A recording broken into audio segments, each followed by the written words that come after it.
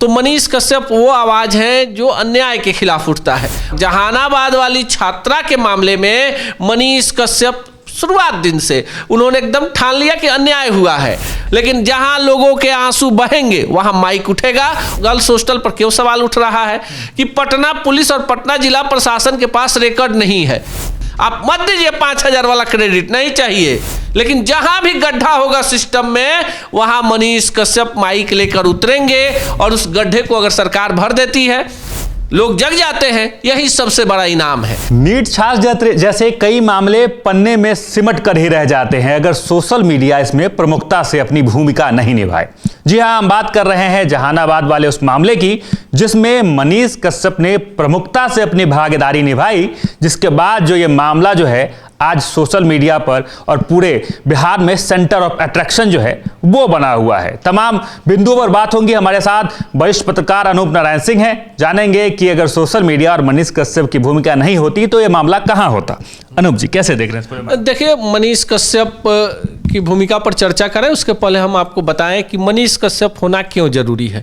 हर बार कोई बिहार में मामला होता है, मामला उठता है, दब जाता है, आवाज़ कितनी प्रखरता से आपकी उठ रही है, आवाज़ उन लोगों तक पहुंच रही है कि नहीं जहां तक आपको आवाज़ पहुंचाना है।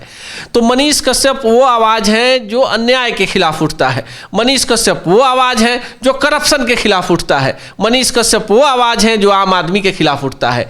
और जहानाबाद वाली छात्रा के मामले में मनीष कश्यप शुरुआत दिन से उन्होंने एकदम ठान लिया कि अन्याय हुआ है। वीडियो बनाते गए, उसके गांव गए, हर एक तथ्य को, एक कड़ी को उन्होंने जोड़ा। और तब देखिए एसआईटी की जांच चल रही है। अब इसमें जैसा लग रहा है कि अब परिणाम आ सकता है और जिस तरह से जांच का दायरा बढ़ाया गया है वैसे में अब लगने लगा है कि कहीं ना कहीं न्याय की एक बड़ी आस जग गई है। मनीष कश्यप की चर्चा इसलिए कर लेते हैं कि भाई बहुत सारे ऐसे लोग हैं, जब जन आंदोलन होता है कोई भी किसी भी व्यक्ति के साथ, चाहे वो किसी जाति, किसी धर्म, किसी वर्ग का हो, अगर उसके साथ अन्याय हुआ हो तो उसको लगता है कि मनीष कश्यप अगर एक वीडियो बना देंगे, मनीष कश्यप अपने से जाकर घटनास्थल का मुआयना करके एक वीडियो बना देंगे तो जाहिर सी बात है कि सरकार जग जाएगी। आपको बताएं सुधांशु जी कि पटना के विश्वेश्वरैया भवन और न्यूज सचिवालय के कोना पर जहां ऑटो लगता है और जहां से हड़ताली मोड़ के तरफ से अपार ब्लॉक की तरफ बढ़ते हुए एक गड्ढा था, वो गड्ढवा को लेकर मनीष कश्यप 4-5 दिन पहले एक वीडियो बनाए थे कि 5,000 रुपया लेने वाले पहले हम यूट्यूबर होंगे, पत्रकार होंगे। जानते हैं क्या हुआ? 6 घंटा में सरकार वो गड्ढवा भर दिया। ये असर होता है मनीष कश्यप का। नहीं चाहिए आप किसी से क्रेडिट कि हम ये हैं वो है, लेकिन जहां लोगों के आंसू बहेंगे वहां माइक उठेगा और ईमानदारी से उठेगा।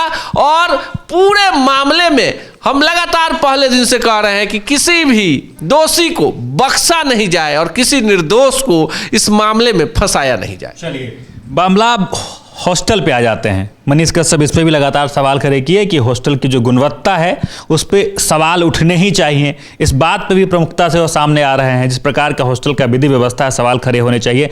किस प्रकार की गुणवत्ता होनी चाहिए कि हॉस्टल जो सुचारू रूप से चल सके। अब देखिए, जहानाबाद वाली बेटी का मामला भी चल ही रहा था कि एक औरंगाबाद की बेटी का मामला आ गया। हॉस्टल में वो रहस्यमयी परिस्थितियों में उसने आत्महत्या कर लिया। उसके बाद वो मामला भी चल रहा है, पोस्टमार्टम रिपोर्ट अभी तक नहीं आई है, वो भी मामला 6 जनवरी का है। तो जाहिर सी बात है कि इस तरह के मामलों में अभिभावक, पुलिस की कार्यशैली, हॉस्टल संचालकों का दबाव और बहुत सारी सामाजिक परिस्थितियां होती हैं कि वो मान लेते हैं कि लड़की ने आत्महत्या कर लिया होगा, लड़की ने नींद की गोली खा ली होगी, लड़की के ऊपर दबाव होगा, लोग समझते हैं कहीं ना कहीं कुछ कोई प्रसंग चल रहा होगा। लेकिन देखिए, ईमानदारी से अगर तमाम मामलों की जांच की जाए तो दोषी वो होंगे जिनके तरफ किसी का ध्यान ही नहीं जाता है। अब देखिए, एसआईटी का गठन एक मामले में हुआ है, उस मामले में भी एसआईटी का गठन होना चाहिए। उस बच्ची को भी न्याय मिलना चाहिए और उन तमाम बेटियों को, बिहार की बेटियों को जिनके साथ अन्याय होता है, उन तमाम लोगों को न्याय मिलना चाहिए। अब देखिए, गर्ल्स हॉस्टल पर क्यों सवाल उठ रहा है कि पटना पुलिस और पटना जिला प्रशासन के पास रिकॉर्ड नहीं है। रिकॉर्ड में कैसे चल रहा है, उसका मानक क्या है, कौन गर्ल्स हॉस्टल चला सकता है, उसका वार्डन कौन होगा, सुरक्षा का मानक कौन होगा, कहाँ सीसीटीवी कैमरा लगाना है, किसी भी विकट परिस्थिति में दरवाजा खुद से तोड़ना है या पुलिस को सूचित करना है, अगर आप दरवाजा तोड़ रहे हैं तो उसका वीडियो क्यों नहीं बना रहे हैं, बहुत सारे हैं, अभिभावक को कब सूचित करना है, लोकल अभिभावक है उसको क्यों नहीं सूचित किया गया। तो देखिए, हम तो पुलिस है नहीं, हमारा काम है कि समाज की विद्रूपता को दिखाना, समाज को जगाना, साथ शासन और प्रशासन को जगाना और बताना कि नहीं ये गलत हो रहा है, यहाँ गड्ढा है और ये गड्ढा आपको भरना होगा। आप मत दीजिए 5,000 वाला क्रेडिट, नहीं चाहिए, लेकिन जहां भी गड्ढा होगा सिस्टम में वहां मनीष कश्यप माइक लेकर उतरेंगे और उस गड्ढे को अगर सरकार भर देती है, लोग जग जाते हैं, यही सबसे बड़ा इनाम है। ये पूरा जो मामला चल रहा है, इसमें जो लोग भी पहले दिन से लगे हुए हैं, वो तमाम सामाजिक संगठन, वो तमाम लोग जो न्याय की इस लड़ाई में हैं, वो बधाई के पात्र हैं। अब तो चूंकि मामला काफी ऊपर आ चुका है, लोग जग चुके हैं। एसआईटी की एक बात कर लेते हैं। सम्राट चौधरी ने एसआईटी का गठन कर दिया, अब सीधे रास्ते पे जो है पूरा मामला चल रहा है। क्या लग रहा है कि एसआईटी अब धीरे धीरे उस पहलुओं को तलाश रही है, ढूंढ रही है जिसके पीछे पूरा समीकरण बन रहा है? देखिए, जो मीडिया के पास जानकारी है, 26 जनवरी तक इस मामले में पुलिस बड़ा खुलासा करेगी। जो लड़की के परिजन है वो भी कह रहे हैं, तमाम संगठन कह रहे हैं कि 26 जनवरी तक इंतजार किया जाएगा कि एसआईटी क्या परिणाम लेकर आती है। एसआईटी हर पहलू पर, जहां भी एसआईटी को लग रहा है कि इसके तार जुड़े हो सकते हैं, वो एसआईटी काम कर रही है। अब चूंकि हम लोग संविधान कानून को मानने वाले लोग हैं, हमारे पास अथॉरिटी क्या है, लोकल पुलिस पर लोगों को भरोसा नहीं था, एसआईटी का गठन हुआ, खुद बिहार के डीजीपी इसकी मॉनिटरिंग कर रहे हैं, तेज तरार बड़े पदाधिकारियों को लगाया गया है, बिहार के गृह मंत्री जो है सम्राट चौधरी वो देख रहे हैं, मुख्यमंत्री के संज्ञान में है, और ये जो पूरा मामला है, अब इसमें चूंकि हम लोग भी तो संविधान और कानून को मानने वाले लोग हैं, तो सब लोग वेट एंड वॉच की स्थिति में है कि क्या इसका परिणाम आता है, क्या गुनाहगार पकड़े जाएंगे। एसआईटी जिस तरह से ताबड़तोड़ छापेमारियां कर रही है, कई एंगलों पर जांच कर रही है, क्या कुछ उसके हाथ लगा है? अभी कुछ भी कहना हड़बड़ी होगा, क्योंकि हमने पहले ही कह दिया कि देखिए, इसमें सबसे बड़ा पहलू ये है कि पटना के गर्ल्स हॉस्टलों को लेकर अब एक बड़ा शक जो है लोगों के दिमाग में आ गया है।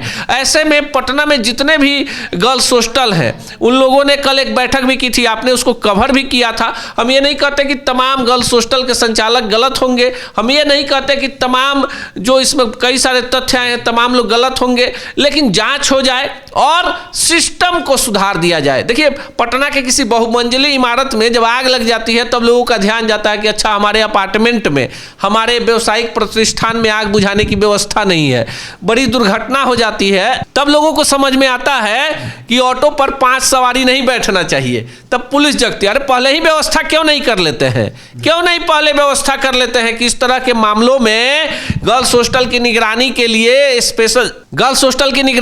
स्पेशल टीम हो, जो समय समय से गर्ल्स हॉस्टलों पर जाके कभी भी वहां का मुआयना कर ले। हेल्पलाइन एक अलग बना दीजिए।